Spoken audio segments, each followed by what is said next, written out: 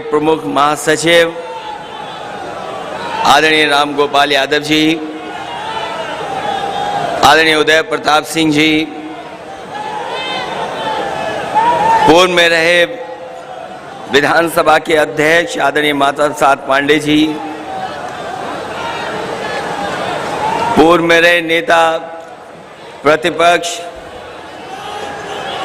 स्वामी प्रसाद मौर्य जी, राम गोविंद चौधरी जी और बड़ी संख्या में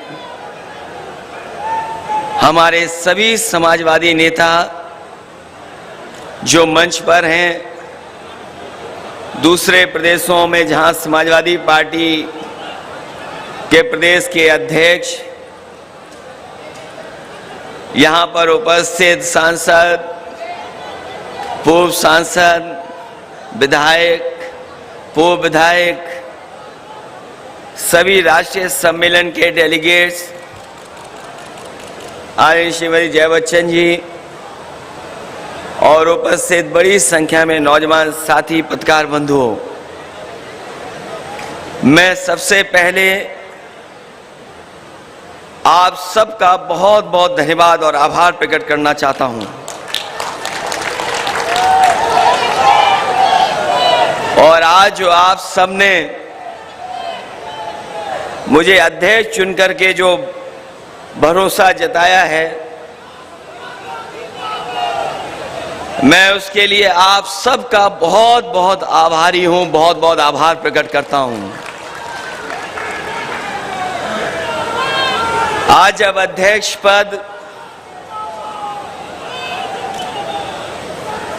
मुझे दिया है तो केवल ये पद नहीं है, बल्कि बहुत बड़ी जिम्मेदारी आप लोगों ने दी है। और ये जिम्मेदारी तब दी है आपने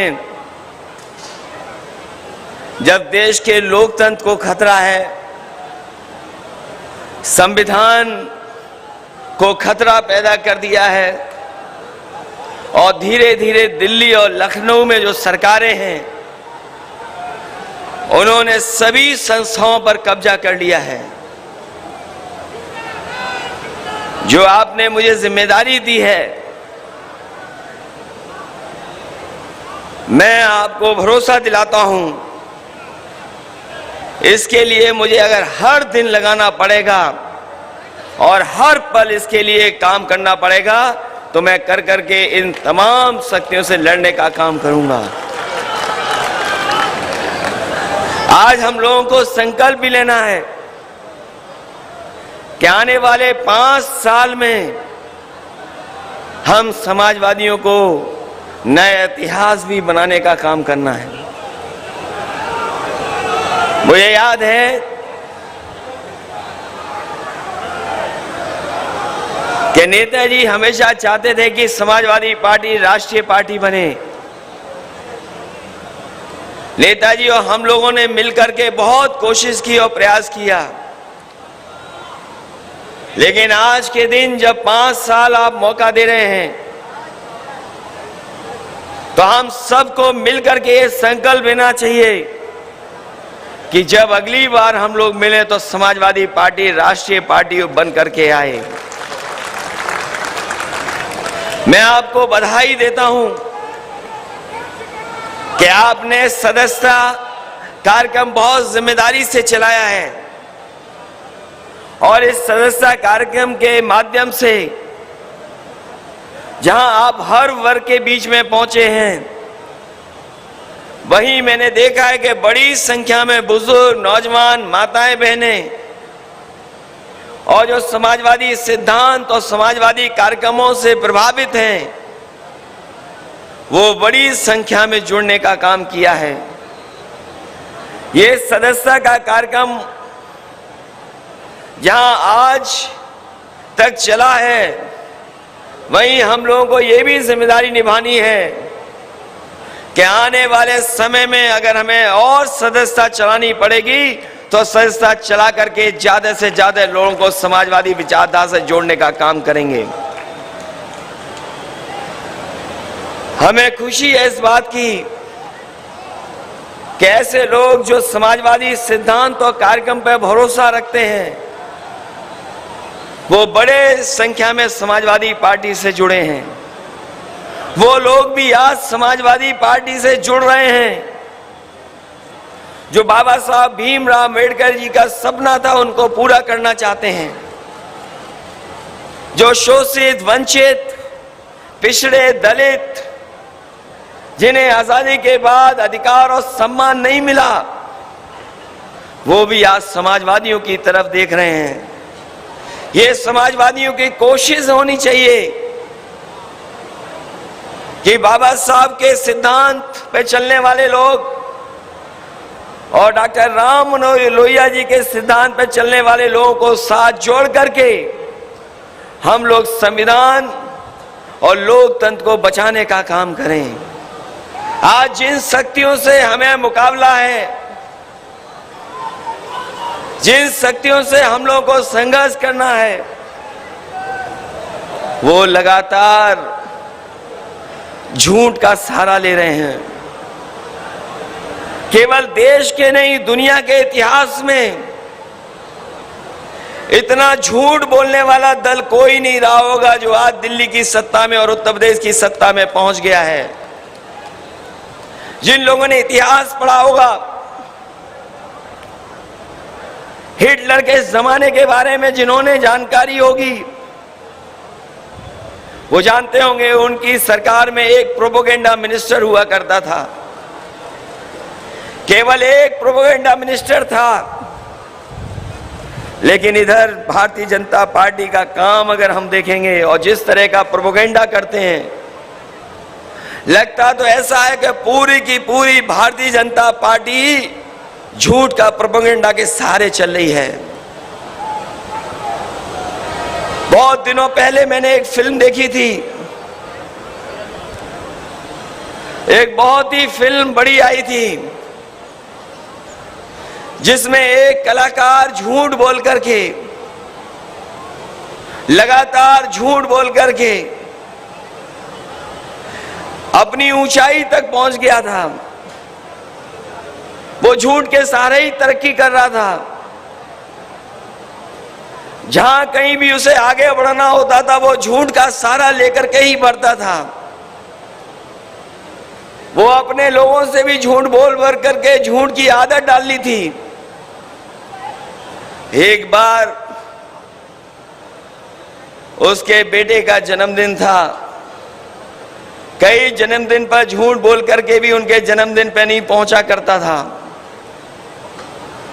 उस दिन जब बेटे ने आसमान की तरफ देखा तो तारा टूटते हुए उसने देखा, और उसे याद आया कि तारा टूटने के समय जो मांग की जाती, जो इच्छा की जाती, वो पूरी होती है। जब उसने तारा टूटते हुए देखा तो यही इच्छा की उसने कि आज के बाद से हमारे पिताजी सच बोलें, सच के अलावा कुछ न बोलें। और वो इच्छा पूरी हो गई। उसका झूठ पकड़ा गया। झूठ ऐसा पकड़ा गया कि सब पोल खुल गई। इसलिए समाजवादी साथियों, आज नवरात्र है, नवरात्र के व्रत चल रहे हैं। बहुत से हमारे साथी हैं जिन्होंने व्रत रखा हुआ है। आज हम मां दुर्गा से यही मांग करें और यही मांगे, वो जो सत्ता में लोग हैं वो सच बोलने लगे। और याद रखना, जिस समय ये सच बोलेंगे, ये राजनीति की धरातल में पहुंच जाएंगे, इनको कोई पूछने वाला नहीं मिलेगा। याद कीजिए वो नोटबंदी, और नोटबंदी में यह कहा गया था कि नोट बंद हो जाएंगे, काला धन वापस आ जाएगा और भ्रष्टाचार खत्म हो जाएगा। अगर हम पीछे मुड़ करके देखें, जब से नोटबंदी हुई है, बताओ कितना काला धन वापस आ गया है, कितना भ्रष्टाचार खत्म हो गया। और उस समय जो बैंक में बच्चा पैदा हुआ था जिसका नाम खजांची हम लोगों ने रखा था, उसको भी ये सरकार के लोग भूल गए। अगर कोई याद रखता है उसको जन्मदिन पे तो केवल हम समाजवादी लोग हैं। खजांची का हर बार 8 और 9 नवंबर को उसका जन्मदिन मनाते हैं। जीएसटी के नाम पर व्यापार को बढ़ावा देने वाले लोगों ने जीएसटी को लागू कर करके हमारे तमाम व्यापारियों को नुकसान पहुंचाया। जिन्होंने काले कानून ला करके ये बता दिया कि वो किसानों के साथ नहीं है। काले कानून को लेकर के किसानों ने आंदोलन किया, धरना प्रदर्शन किया। कई सौ किसान की जान चली गई, शहीद हो गए, लेकिन काले कानून वापस नहीं लिए। जैसे ही चुनाव आया, और हमारे समाजवादी साथियों को याद होगा जिस समय गाजीपुर से, उस गांव से जहां पर समाजवादी पूर्वांचल एक्सप्रेसवे शुरू होता है, वहां से रथ यात्रा शुरू की। पूरे दिन चला करके, रात भर चला करके जब लखनऊ पहुंचे तो आपको याद होगा अगले दिन ही काले कानून वापस हो गए। ये चुनाव के लिए वापस हुए हैं, लेकिन अपने लोगों को लाभ पहुंचाने के लिए ये लगातार इसी तरह के कानून ला रहे हैं। अगर कोई आंकड़ों को देखेगा तो आंकड़े ये बताते हैं सबसे ज्यादा अगर कर्ज माफ किसी व्यापारी उद्योगपति का हुआ है तो वो गुजरात के उद्योगपति और व्यापारियों का हुआ है। आंकड़े ये भी सच्चाई बताते हैं कि 10 लाख करोड़ तक बैंक का कर्ज माफ अगर किसी का हुआ है तो वो सब गुजरात के व्यापारी उद्योगपति हैं। किसी किसान का कर्ज माफ नहीं हुआ। और कल का जिन्होंने विज्ञापन देखा होगा, अखबार के फ्रंट पे छपा था, हमें इस बात की कोई शिकायत नहीं है कि आप अपने प्रदेश में लेकर के जा रहे हैं बड़े उद्योग कारखाने, लेकिन कम से कम उन प्रदेशों में भी उद्योग कारखाने लगे हैं जो आबादी में बड़े हैं, आबादी में सबसे बड़े प्रदेश हैं। अगर आप अपने यहां कारखाने लेकर के आ रहे हो तो उत्तर प्रदेश है, बिहार है, जहां आबादी में सबसे ज्यादा गरीब लोग रहते हैं, किसान हैं, नौजवान हैं, जिन्हें सबसे ज्यादा नौकरी और रोजगार की जरूरत है, उनके साथ भेदभाव क्यों? और भेदभाव उत्तर प्रदेश के साथ क्यों? जिस प्रदेश ने सरकार बनवाई हो, एक बार नहीं 2 बार, उस प्रदेश को क्या लाभ पहुंच रहा है डबल इंजन की सरकार का? डबल इंजन की सरकार केवल धोखा दे रही है। जहां नौकरी रोजगार नहीं, और मुझे अभी कुछ दिन पहले जानकारी मिली थी कि फर्रुखाबाद में 12 जिलों की अग्निवीर की भर्ती हो रही थी। 12 जिलों से लगभग 1,13,000 नौजवानों ने फॉर्म भरे थे भर्ती के लिए फौज की। 12 जिलों में जो नौजवान आए थे वो भर्ती के लिए आए थे। 1,13,000 की तो खबर निकली, लेकिन कितने को भर्ती मिली है इसकी खबर आज तक नहीं मिली है। और यही भर्ती जब उत्तर प्रदेश के दूसरे जिलों में जाएगी तो सोचो कितने बड़े पैमाने पर नौजवान नौकरी और रोजगार चाहते हैं। इन्होंने देश की सबसे प्रतिष्ठित फौज हमारी, उसके साथ भी धोखा देने का काम किया है। अग्निवीर जैसी टेम्परेरी नौकरी कोई स्वीकार नहीं कर सकता, लेकिन गरीबी के कारण, बड़े पैमाने पे बेरोजगारी के कारण हमारे नौजवान दुखी हैं, उसके बावजूद भी नौकरी और रोजगार के लिए जा रहे हैं। सरकार ये न समझे कि वो आ रहे हैं भर्ती के लिए, वो गरीबी और बेरोजगारी की वजह से भर्ती में पहुंच रहे हैं।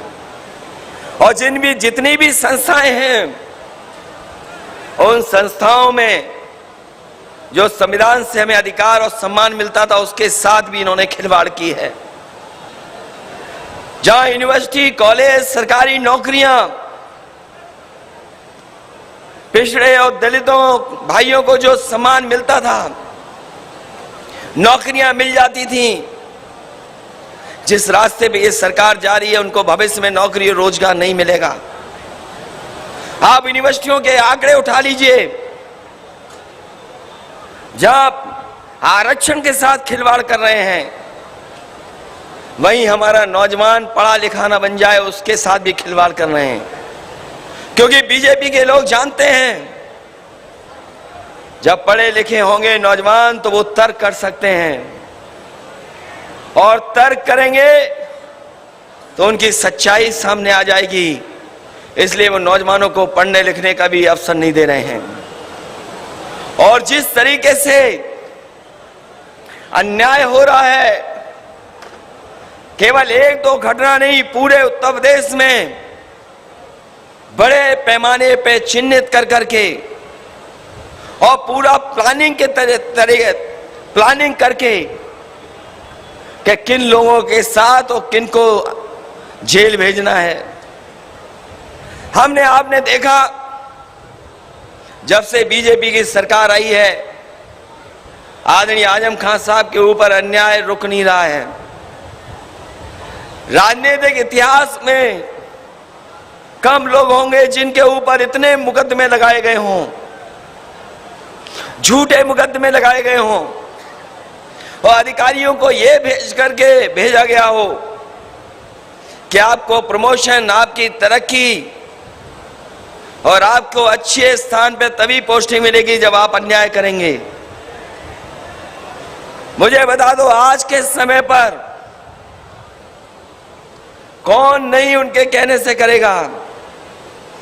अधिकारियों को जानबूझ करके, समझा करके ये भेजा जा रहा है कि आपको किस पे झूठे मुकदमे लगाने हैं, किसके ऊपर अन्याय करना है।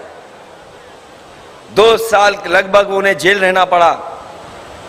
उनके परिवार का कोई सदस्य नहीं बचा जिसके ऊपर झूठे मुकदमे न लग गए हों। उनके साथ लगातार अन्याय हो रहा है। और जहां कहीं भी मदद मांगने जा रहे हो या सहयोग के लिए कहें, न्याय के लिए कहें, तो कोई संस्था सुनने वाली नहीं है। लेकिन हमें उम्मीद है कि जिस तरीके से सुप्रीम कोर्ट ने राहत दी, आने वाले समय में उन्हें कोर्ट के माध्यम से राहत मिलेगी, उन्हें उनका सम्मान वापस होगा। अभी की घटना हुई, आपने देखी होगी, झांसी में समाजवादी पार्टी के पूर्व विधायक मनगढ़ंत कहानी को बना करके उन्हें गिरफ्तार किया गया, और गिरफ्तारी के लिए उनके घर पर पुलिस भेजी गई। जब कोई घर में नहीं मिला तो उनके बेटे को उठा ले गए। बेटे को रात में उठा करके थाने में बैठा दिया, और जब तक हाजिर नहीं हुए तब तक ये कहते रहे कि अभी तो बेटा उठाया है, परिवार के और भी सदस्य उठाए जाएंगे, और हमें तो ऊपर से निर्देश है कि कोई भी अन्याय कर लो, कोई भी मुकदमे लगा दो, हमें विधायक हाजिर चाहिए। ये तो कार्रवाई हो रही समाजवादियों पर। मैं पूछना चाहता हूं इस सरकार के लोगों से, अभी यह दलित नौजवान जो पढ़ने वाला था, परीक्षा देने आया था, 14 साल का, उसको इतना पीटा कि उसकी जान ले ली। कई दिन उसका इलाज चला, उसके बाद भी जान नहीं बची, उसकी जान चली गई। लेकिन वहां का टीचर फरार है, टीचर को कोई नहीं पकड़ रहा, और टीचर इसलिए फरार है क्योंकि मुख्यमंत्री की जो जाति है वही जाति उस टीचर की है, इसलिए वो फरार है, उसको पुलिस छू नहीं सकती। और अगर इनका खासम खास अधिकारी होगा, बताओ एक आईपीएस फरार है कि नहीं फरार है? अभी तक उसके घर वालों से नहीं पूछताछ हो रही है, उसकी पत्नी को नहीं उठा रहे आप, उनके घर वालों को नहीं उठा रहे आप। अगर समाजवादी लोग होंगे तो उनके घर परिवार तक पुलिस पहुंच जाएगी। ये कौन सा लोकतंत्र है? ये कौन सी व्यवस्था है? अगर समाजवादी लोग झंडा दिखाएंगे, अगर आपको आपके फैसलों का विरोध करेंगे तो आपको बम लगा करके जेल भेज दिया जाएगा। ये है सरकार। ये सरकार जो बनी है, ये सरकार जनता की बनाई हुई नहीं है। आज भी जब आप सदस्यता करने गए होंगे, जनता के बीच में गए होंगे, तो आपने महसूस किया होगा कि जनता को भी भरोसा नहीं कि सरकार कैसे बन गई। ये सरकार आपकी छीनी है इन्होंने। ये सरकार समाजवादियों की बन गई थी उत्तर प्रदेश में। जिस तरह का जन समर्थन और आपने मेहनत की थी, सरकार आपकी थी, लेकिन सरकार आपकी छीनने का काम अगर किसी ने किया है तो पूरी की पूरी मशीनरी लग करके आपकी सरकार छीन ली। क्योंकि वो जानते थे यूपी की सरकार जाने का मतलब है दिल्ली की सरकार भी चली जाएगी। इसलिए उन्होंने सब कुछ किया, जो जो कर सकते थे वो किया उन्होंने। और जिससे हमें सबसे ज्यादा उम्मीद थी कि न्याय मिलेगा, इलेक्शन कमीशन, उसने बीजेपी के इशारे इस पर, पन्ना प्रभारियों के इशारे पर जानबूझ करके हमारे यादव और मुसलमानों के वोट, कोई विधानसभा ऐसी नहीं है जहां पर 20,000 कम न कर दिए हों, 20,000 वोट न काट दिए हों। और हम तो कहते हैं, कई बार कहा और आज भी कहते हैं,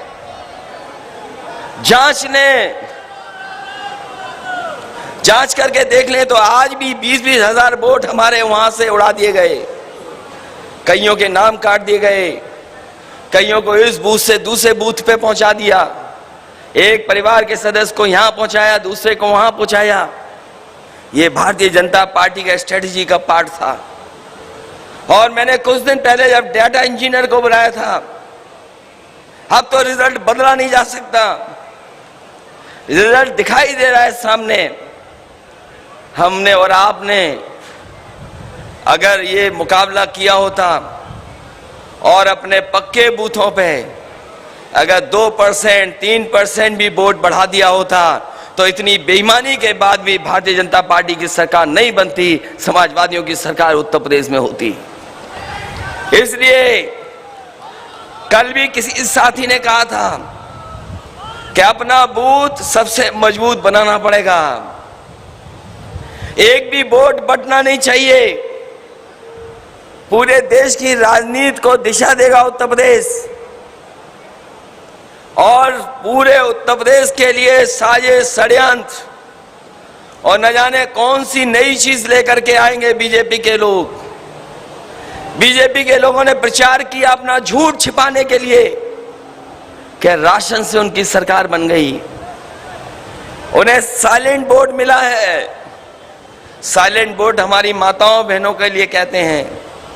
इसलिए हम समाजवादी साथियों से अपील करेंगे कि ज्यादा से ज्यादा माताओं बहनों के बीच में जाएं और सरकार ने जो नाकाम हुई है, क्योंकि आज सबसे ज्यादा घटनाएं किसी पर हो रही है तो हमारी माता बहनों पर। आज हम अगर एनसीआरबी के आंकड़े देखें, चाहे वो बलात्कार की घटना हो, चाहे छेड़खानी की घटना हो, चाहे उनके जेवर छीनने की घटना हो, सबसे ज्यादा उत्तर प्रदेश में महिलाओं पर हो रहा है। वहीं दलित और पिछड़ों पे भी सबसे ज्यादा अन्याय है। जेलों में अगर आंकड़े निकलवाओगे तो सबसे ज्यादा पिछड़े और दलित आप पाओगे, और किसी के ऊपर अन्याय नहीं हो रहा। उन्हीं को जेल में ठूस दे रहे हैं, इलाज मिल नहीं रहा है, जो सुविधाएं दी गई थी वो सुविधाएं भी खत्म कर दी गई हैं। जिस डबल इंजन की सरकार को बजट डबल करना चाहिए था, आज सरकारी अस्पतालों में इलाज नहीं है। ये कितने भी वादे कर दें, कितने भी मेडिकल कॉलेज खोल दें, इन्होंने इलाज नहीं देना है, क्योंकि अंदर ही अंदर ये प्राइवेट लोगों से मिले हुए हैं।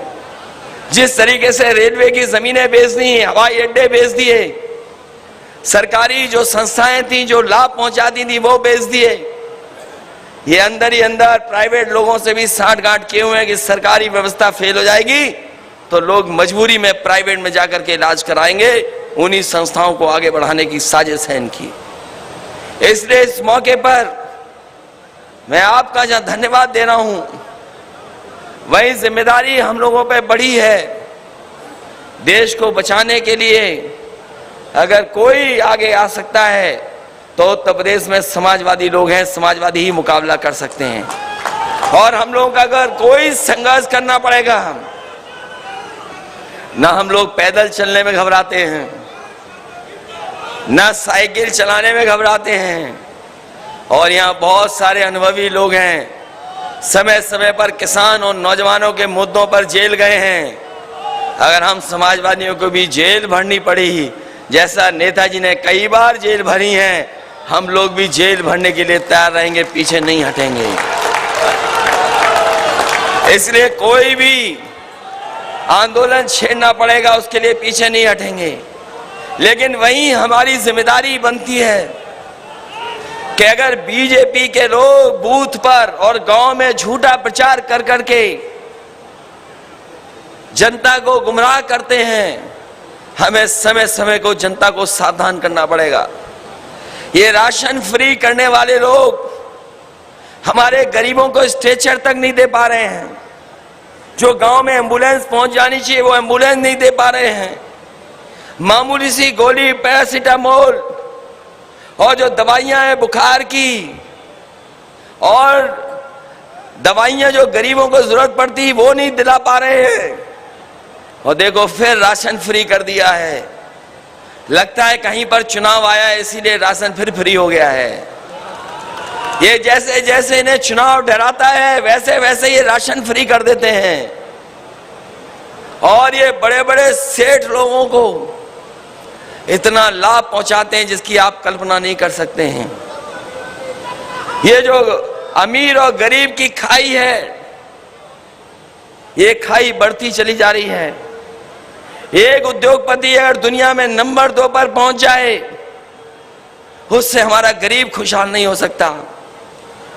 एक उद्योगपति दुनिया में नंबर 2, नंबर 1 पर पहुंच जाए, उससे हमारे नौजवानों का भविष्य बेहतर नहीं हो सकता।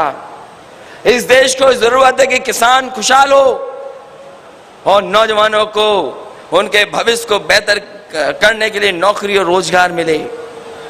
नौकरी और रोजगार नहीं है और लगातार ये फैसले ऐसे ले रहे हैं जिससे हमारा गरीब, पिछड़ा और दलित जो कुछ आगे आया था वो पीछे छूट जाए। इसलिए आज हम लोगों को ये भी संकल्प लेकर के जाना है कि हम सब मिल करके जहां मुकाबला बीजेपी से कर रहे हैं, ये प्रदेश में देश में तो हारेंगे, लेकिन हमारा एक एक कार्यकर्ता ये तय करके जाए कि वो अपने गांव में अपने बूथ पर इनको हरा करके भेजने का काम करेगा। जिस समय हम अपने बूथ पर हरा देंगे इन्हें, हम अपने गांव में हरा देंगे। क्योंकि आज जमाना है, ऐसा जमाना है कि आज कोई सूचना रोक नहीं सकता है। झूठे प्रचार में तो माहिर है ही बीजेपी।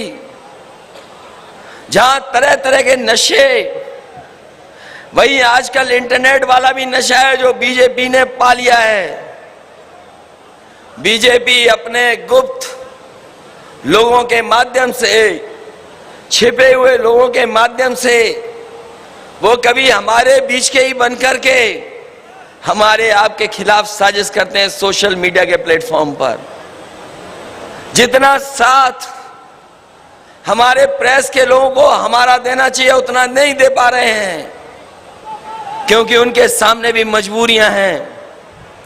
अभी आपने देखा होगा, और आंकड़े अगर उत्तर प्रदेश के निकालोगे आप, जिस भी पत्रकार साथी ने अगर सच्चाई सामने लाने का काम किया है, उस पर झूठे मुकदमे लगा दिए हैं, जेल भेज दिया गया है।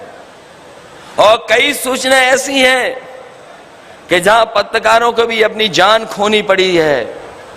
सोचो अगर पत्रकारों पर हमला हो, उन पर ऐसा दबाव हो और बजट के लिए उत्तर प्रदेश और दिल्ली की सरकार उनके लिए खजाना खोल दे, तो सोचो हमारी आवाज कितनी पहुंच पाएगी गरीब तक। इसीलिए मैंने कहा आपसे, हिटलर के जमाने में तो एक प्रोपेगेंडा मिनिस्टर था, लेकिन बीजेपी की सरकार में हर मंत्री और भारतीय जनता पार्टी का प्रोपेगेंडा में एकदम आगे निकल गए हैं।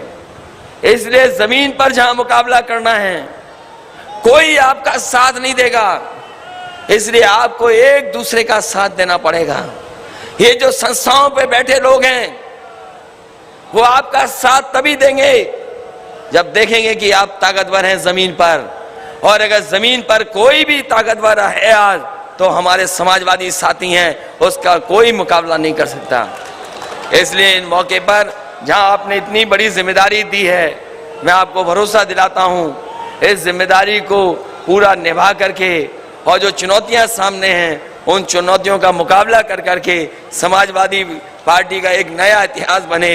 जो जिम्मेदारी हम लोगों को मिली है, जो विरासत में हम लोगों को, चाहे वो लोहिया जी के सिद्धांतों की मिली हो, हमारे मोहन सिंह जी, विभूषण तिवारी जी, बहुत सारे समाजवादी नेताओं ने और नेताजी ने जो संघर्ष का रास्ता दिखाया है, उसी विरासत को आगे बढ़ा करके हम लोग गरीब, किसान, शोषित, वंचित और दलित पिछड़ों के भविष्य को बेहतर बनाने का काम करेंगे। आपका बहुत बहुत धन्यवाद और बहुत बहुत आभारी हूं कि आपने एक बार फिर मुझे मौका दिया इस सेवा करने का और काम कर करके उत्तर प्रदेश को आगे बढ़ाने का। बहुत बहुत धन्यवाद, बहुत बहुत बधाई देता हूं। मैं अपने सभी डेलीगेट्स को और सभी कार्यकर्ताओं का बहुत बहुत धन्यवाद देता हूं। बहुत बहुत बधाई आपको।